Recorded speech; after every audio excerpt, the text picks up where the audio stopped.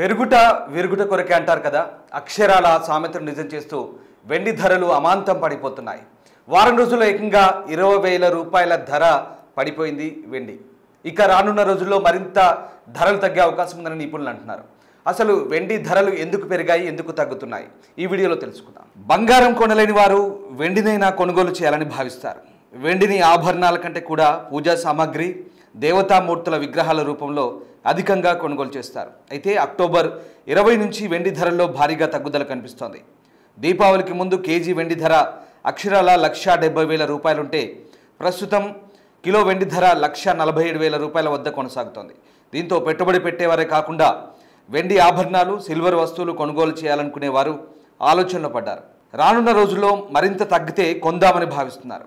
అయితే ప్రస్తుతం వెండి ధర అమాంతం 1,000 రూపాయలు పతనం అవ్వడానికి కారణాలేంటో ఇప్పుడు చూద్దాం. దీపావళి సందర్భంగా చాలామంది బంగారం ధర అధికంగా ఉండడంతో సిల్వర్ ఆభరణాలు, వెండి వస్తువుల కొనుగోలు చేసేందుకు ఆసక్తి చూపించారు. దీంతో డిమాండ్ పెరిగి ధరలు 1,70,000 మార్కు దాటింది. అయితే ధన్తెరాస్ ముగియడంతో డిమాండ్ కొద్దిగా తగ్గింది. దీని ప్రభావం దేశీయ మార్కెట్లపై స్పష్టంగా కనిపించింది. ఇది కూడా వెండి ధరల తగ్గుదలకు కారణంగా చెప్తున్నారు.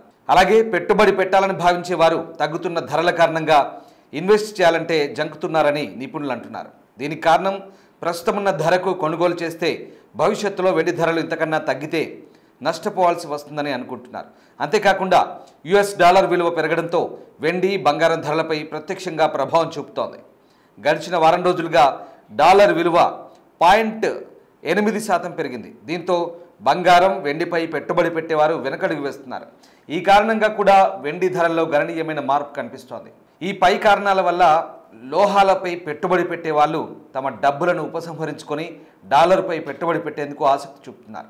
ఇక ఈ కారణాలే కాకుండా భౌగోళిక, ఆర్థిక, అంతర్జాతీయ మార్కెట్లో వచ్చిన పరిస్థితుల కారణంగా వెండి ధరలు తగ్గుముఖం పట్టాయి. ప్రపంచ దేశాల్లో నెలకొన్న ఆర్థిక అసమానతలు, యుద్ధ వాతావరణం, అంతర్జాతీయ వాణిజ్య పెట్టుబడిలో వచ్చిన మార్పులు, ETF కమోడిటీ మార్కెట్లలో ఏర్పడిన హెచ్చుతగ్గుల కారణంగా వెండి ధరలు అమాంతం పడిపోతున్నాయి. రానున్న రోజుల్లో మరింత తగ్గే అవకాశం ఉందని భావిస్తున్నాయి బిజినెస్ వర్గాలు.